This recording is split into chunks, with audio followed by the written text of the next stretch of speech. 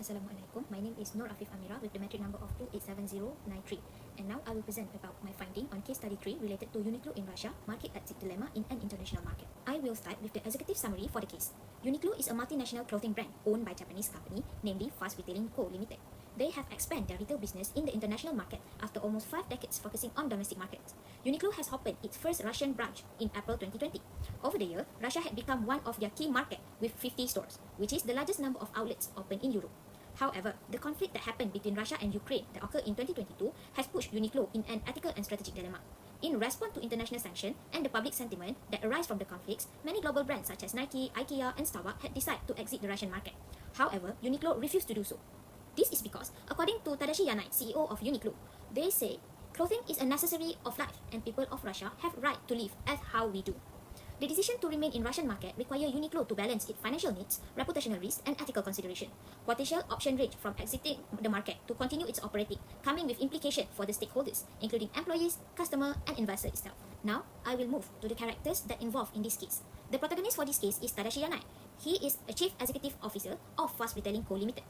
He is the one who is responsible for Uniqlo's strategic and ethical decision. Secondly, for the supporting roles, there are international stakeholders and Uniqlo employee itself. Under international stakeholders, there are government, those who impose sanctions. Secondly, activists who oppose the geopolitical conflict between Russia and Ukraine. Thirdly, Russian customer who will be affected by Uniqlo's decision either to leave or stay in the market. It will increase their costs or even cause them to lack of access towards quality clothing. As for the Uniqlo employee, there are over 2,400 individuals who will be affected by Uniqlo decision, either to stay or leave the market. Next, I will present about problem statement. Uniqlo face a critical ethical and strategic dilemma. Should it remain their operation in Russia market, which is currently at the center of international condemnations of its action over Ukraine, or they should exit the market and sacrifice its revenue and significant asset in order to align with global sentiment and ethical standard. Next, I will present about cause of the problems. There are 4 causes that had put Uniqlo in such a tight spot. Firstly, geopolitical conflict between Russia and Ukraine. Russia's actions upon Ukraine had violated territorial integrity. Secondly, economic sanctions that had been imposed by the governments.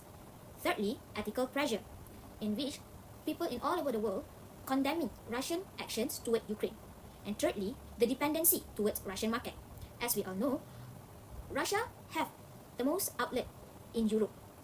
Out of 90 outlets open in Europe, 50 of them come from Russia. In order to overcome such problem, I had come with 2 alternative solutions. Firstly is to continue operation in Russia. Secondly is to exit Russian market. So if they decide to continue their operation in Russia, the pros is that they can retain key revenue stream and market presence. On the other hand, they can avoid major layoff and maintain customer trust in Russia. As we all know, Uniqlo have 50 stores in Russia with more than 2,400 employees. So by staying and continue their operation in Russian market, they can retain their employee and also they can gain trust from Russian customer. However, the cons of staying in Russian market that they will receive reputational damage in Western and allied market. They might lose their customer in other country as they might boycott on their actions. On the other hand, there are also risks of penalty due to sanctions and high operational costs. In order to make a decision based on those alternative solutions, I had made a SWOT analysis. So here is my finding. The strength of Uniqlo is that they have strong brand loyalty in Russia. People will love to queue up for several hours just to buy their product. They also have the largest number of stores in Europe, which is 50 stores out of the total number of 90 stores. Secondly, their product is affordable and high quality, which is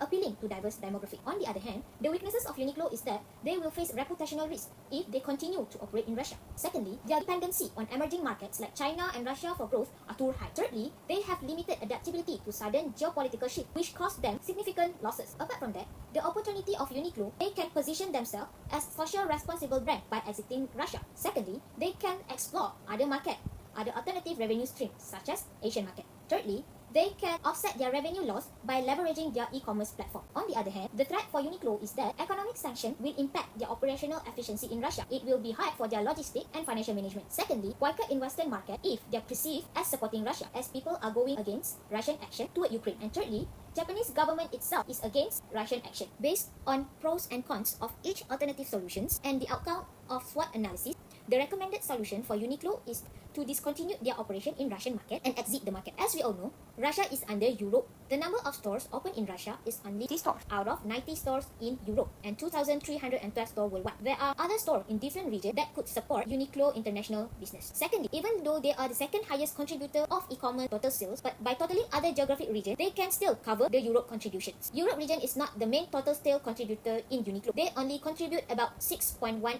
of the total sales. Most importantly, Japanese government itself opposed Russian aggressions in Ukraine as it violates territorial integrity. Even though one of Uniqlo's core value is customer centricity, they should consider and respect international sentiment. If not, they will receive harsh condemnations from other regions and boycott from other countries. On the other hand, their core value also highlight about following ethical standard and correctness, which can be achieved by exiting the market. That's all from me. Thank you.